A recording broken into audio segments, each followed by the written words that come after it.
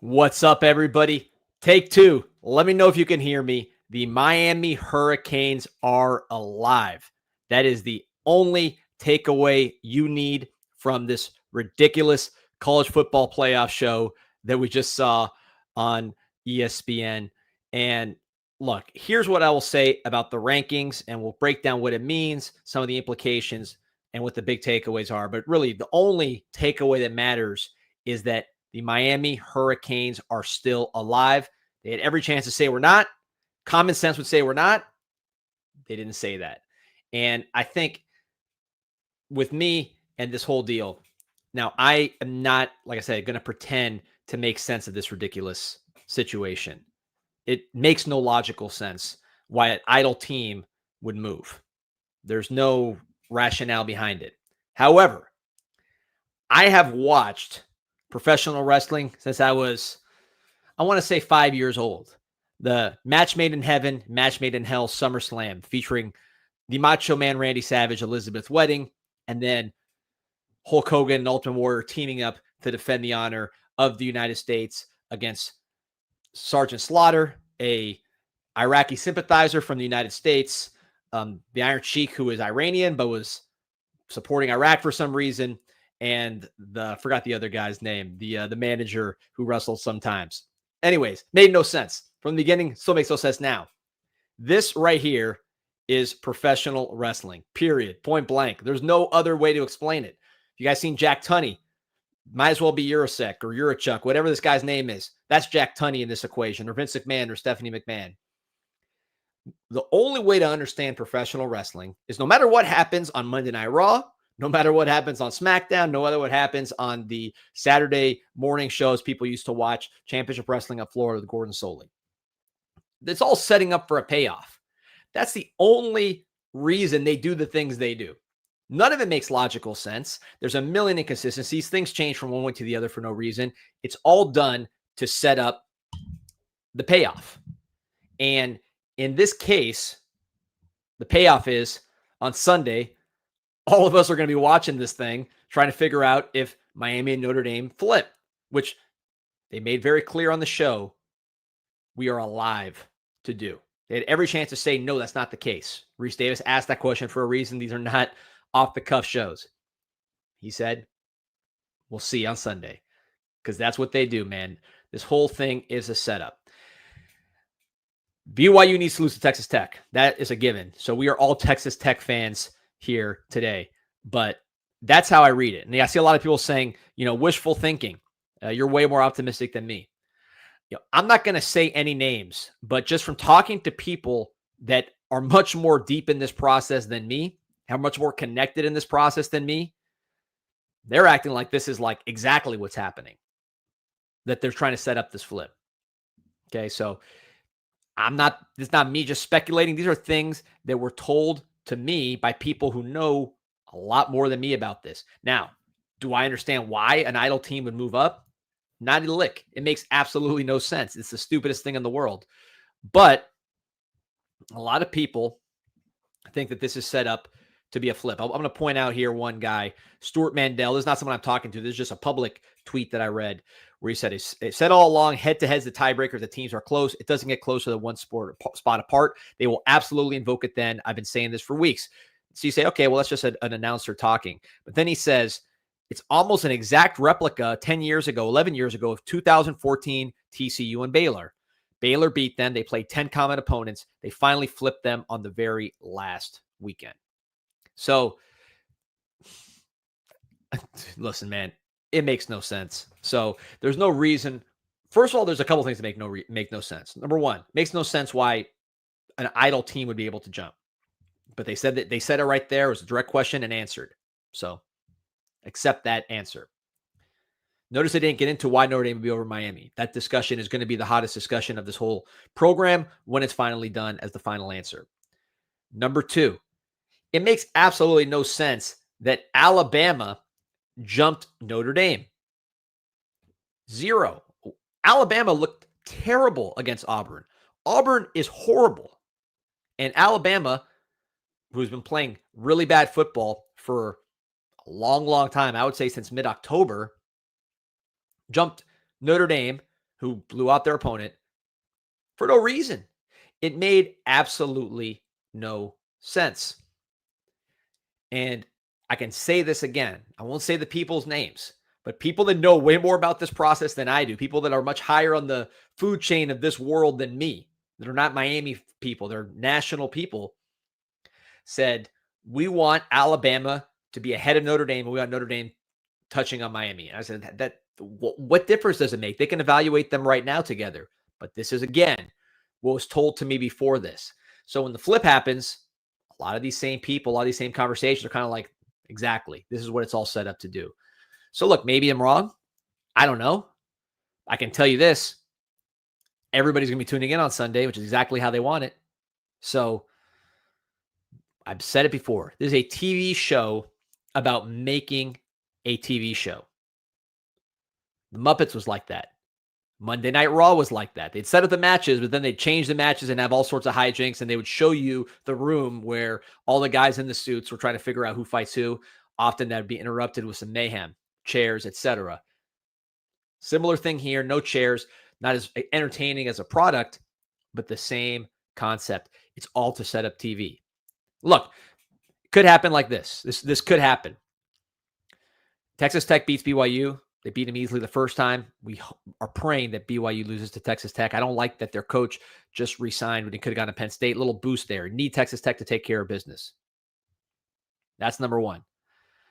Then let's say, Alabama loses to Georgia normal. They don't want to move them down. Not a blowout. Just like a normal loss. All right. Now you are looking at BYU dropping. Say Alabama potentially moving down, but you don't want to penalize a team that lost, that played in the conference championship. Now you have Notre Dame and Miami right next to each other. And then that discussion has to take place, which is that why does the head-to-head not matter? You notice that discussion didn't happen on this show.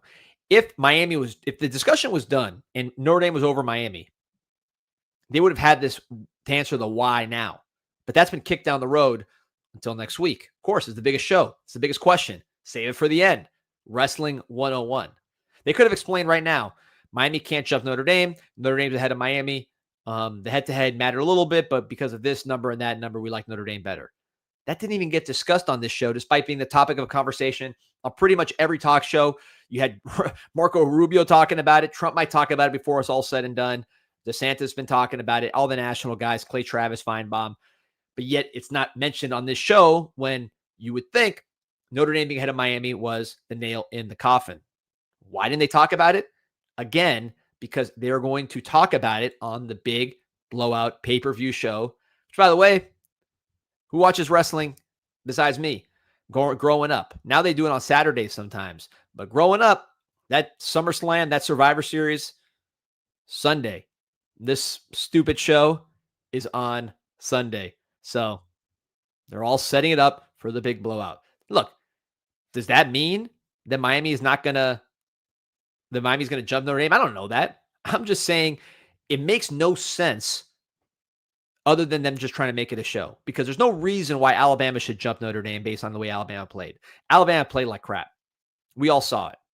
They were lucky to get out of there with a win. They've been playing like crap for a month and a half. Notre Dame did great.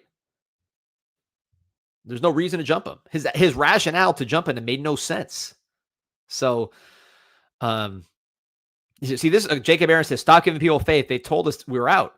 Jacob, Brees Davis asked Juracek, is Miami out? And what did he not tell us? That we're out. Like, people do these things for a reason. This is show business. Like, I mean, maybe it's just all set up to have us watch, even though Miami is already out, and that could be the case too. But what I don't understand is why flip Miami and Notre Dame? Or sorry, Alabama and Notre Dame. It makes no sense. Like, Alabama played terribly against a team in Auburn that didn't have a head coach. Their head coach was fired because Auburn is a bad football team. Looking at their record here, they're 13th in the SEC. And what it was, he's talking about Alabama running the ball better. I mean, complete BS. I mean, how convinced? 5-7 Auburn team. Did you believe his explanation of why Alabama jumped Notre Dame? who they acted like was the best team in the country on paper. Like, did any of that make any sense? Didn't to me. Yeah, this is the copium chat. I'm telling you, people that know a lot more than me are a lot more optimistic than me. I was like trying to understand it, but the only way you understand it is by understanding it is all a show. 230-2208. They want cushion for Bama if Bama loses the SEC championship. Possible. But then why not just put the nail in the coffin of Miami Notre Dame? Why smirk when they ask you the question? Why did Reese Davis ask the question? And why did Reese Davis look in the camera and say, so what you're telling us is Miami's still alive?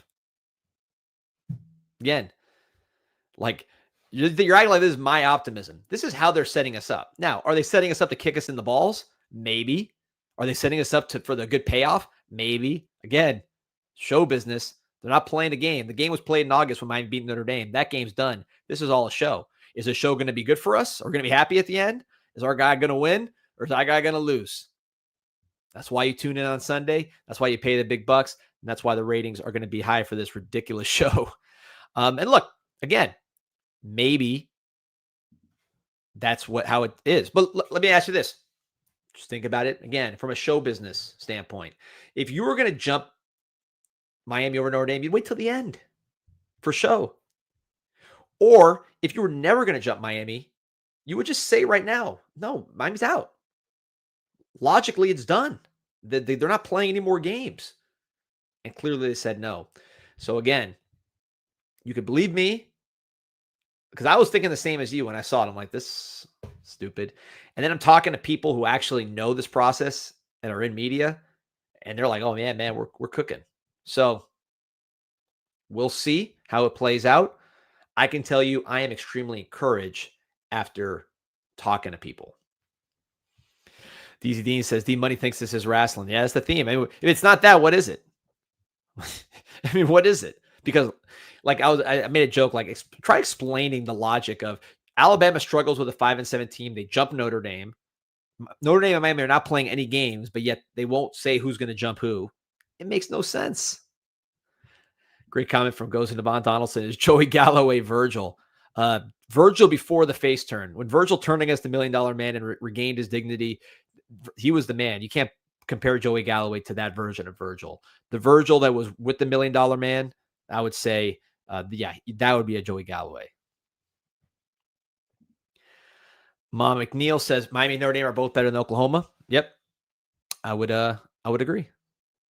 Oklahoma stinks on offense. Very good defense. Dean says the SEC, it just means more. Yeah, look, man, I'm tired of trying to figure this thing out. Like, I'll give you an example. Right before the rankings came out, Texas got a ton of movement, better odds than Miami as they moved up the charts. And a lot of people that I know that are major gambling people and understand what it is said, this means Texas is going to jump Miami, and someone got the word from the room. That's the only way this line would move so much. Didn't happen. Miami stayed above Texas. So no one really knows. But again, you think everything's all right. Well, this is the Miami homer just trying to pump up the hopium. Here we go. Here's Clay Travis, based in Nashville, Tennessee. One of the more prominent, he's political, college football, all that stuff. But the guy's got what? Let's see how many followers he has. 1.3 million. It's not, in the basement here. Big playoff ranking news. Notre Dame drops to 10. Miami is 12. If BYU loses to Texas Tech, Notre Dame and Miami will be side to side, and Miami will get in over Notre Dame. So again, if you think this is just me talking, and I'm just kind of spitballing and lying to you guys, maybe I am. I don't know what's going to happen. That's the cool thing about wrestling. You might be scripted, but that doesn't mean you know what's going to happen. This is scripted. I don't know where the script leads to, but I can tell you that this is a real thing that's being discussed. Butch says Clay Travis doesn't matter. I'm not saying he matters. I'm saying the guy is a major media person that has no ties to Miami that is seeing it this way. So it's not something I'm cooking up to keep people optimistic. A lot of people that have no skin in the game are seeing it the same way. By the way, some of these people know how the media world works and how ratings work and how all this BS works. Mo Hussein appreciates your support. Says ACC, Big 12, and G5 need to set up their own playoffs. Ugh, that'd be a bad playoff to watch. I think we just got to get out of the ACC. Easy. Put 1,000 down on the plus 68, 680 just to shut up the haters. You're telling for me to do it? Listen, man, my life is on this ranking. I don't need to put money down to have skin in the game. I got to come on TV every day or on this YouTube every day and talk to you guys and have something to say with the Hurricanes. My whole life's on these guys being relevant. I don't need to put extra money on to feel some pressure. Let's see. Yeah, Douglas Harding pointing out, doesn't help ACC advocates more for Miami. Feels like FSU 2023 all over again. Yeah, I want to switch to this topic because this was really the focus. And, obviously the main media blitz, and who knows how much this actually influences it, but the main purpose of our media campaign was Miami being better than Notre Dame and the head-to-head and all that, right? But I kind of shifted a little bit today. Maybe it was mission creep, as they say, and actual, stuff with the military, the actual important things. But I started focusing a lot on the commissioner of the ACC, Jim Phillips, because I have never seen a more incompetent leader in athletics than Jim Phillips. And I saw Larry Coker. This is inexplicable. I've seen the Secretary of State who's out there trying to end a war in Ukraine and deal with a lot of other stuff, tweeting or talking about Miami being over Notre Dame. He's not even a Canes fan. I've seen the governor of Florida making tweet after tweet, probably like a dozen detailed tweets. I saw media people of all stripes talking about the Hurricanes. And yet the person who gets paid $2 million to be the commissioner of this league, who might not have, as we saw with James Madison being ranked, if Duke wins and James Madison wins, there will be no ACC representatives in the playoffs. So it's a crisis mode for ACC football. And I have not seen this guy's face, Jim Phillips, once. I've seen the Big 12 commissioner multiple times stumping for his guys. I have seen Jim Phillips 0 times. And I did some research. Want to know why he's missing? Chicago Catholic, which, by the way, I'm Catholic. I salute him on that, but starts raising the antenna. Son and daughter go to Notre Dame. So Big 12 commish on every TV you can find. This Cristobal is obviously on every TV you can find. He's on our show. And then you got this guy who, I don't know what he does. Certainly doesn't make tiebreaker rules that make sense because the ACC tiebreaker is the joke of the nation. But I would assume part of his job is PR and being the representative of his conference. Nowhere to be found. Now, is that because he wants Notre Dame to be part of his league and he's treated like, basically a side girl? Maybe. Is he in bed with Notre Dame because that's his heart? He grew up there. He was associated AD there, and he really, that's his all he cares about is getting Notre Dame on their good side and not worrying about his actual conference. That's possible. Is he just an incompetent suit who gets paid too much in college and university setting? There would be a million of those. So that's very possible. But I'll tell you this. What he's doing here, if he's not sick or has like a family emergency, if he does, I apologize. I haven't heard any of that. If he's healthy, this is indefensible what he's doing. The disappearing act. It's disgusting. When you have, we're going to hear from the president of the United States, I bet, before we hear about the president of this conference. What does that tell you? Embarrassing. Jay Campbell says, how much tampering is going to go on in these conference championship games this year? Certain teams in when others are safe, or you risk being left out altogether? Look, man, they're working on all that right now. Everybody's working.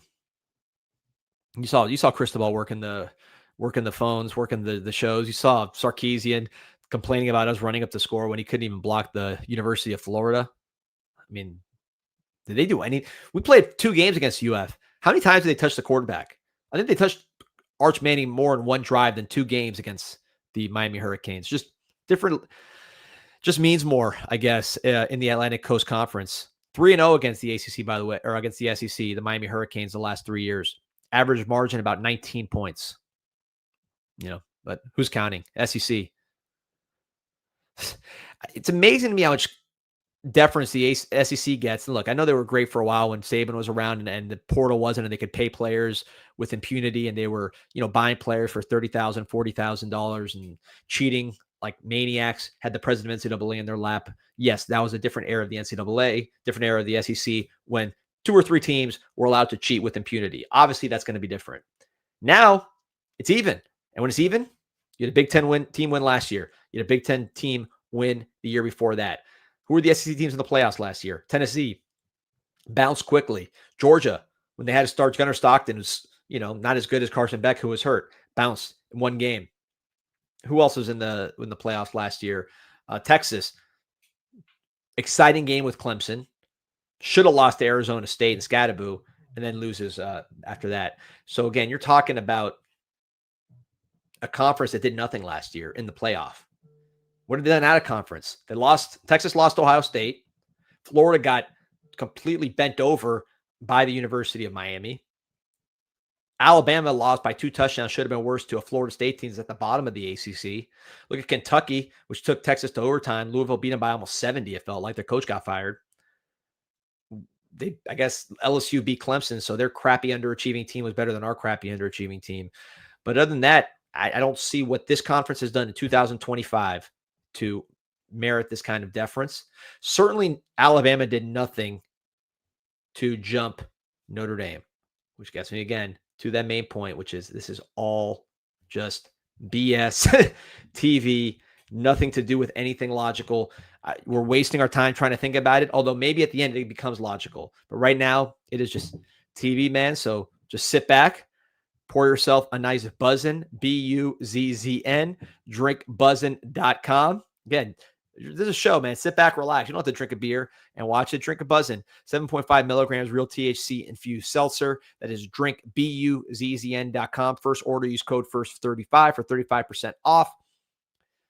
And they'll get delivered right to you. Or if you want to go there in person, you go to Big Daddy's Liquors all over South Florida. They got BUZZN. That's BUZZN. Maybe that'll help you make sense of all these these machinations.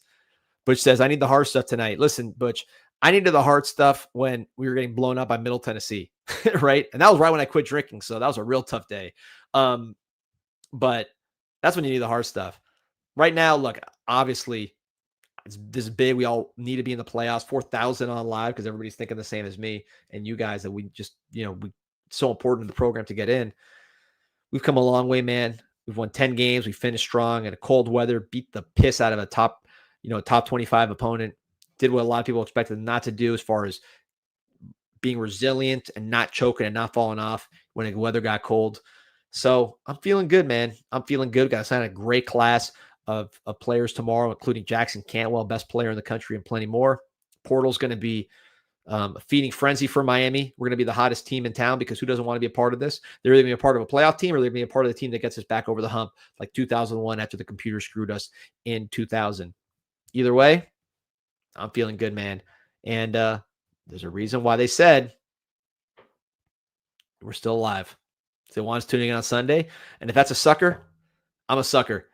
I'll be tuning in on Sunday with Gordon Soley, Jim Ross, maybe Jerry the King of Lawler on commentary. It's going to be a great day, man.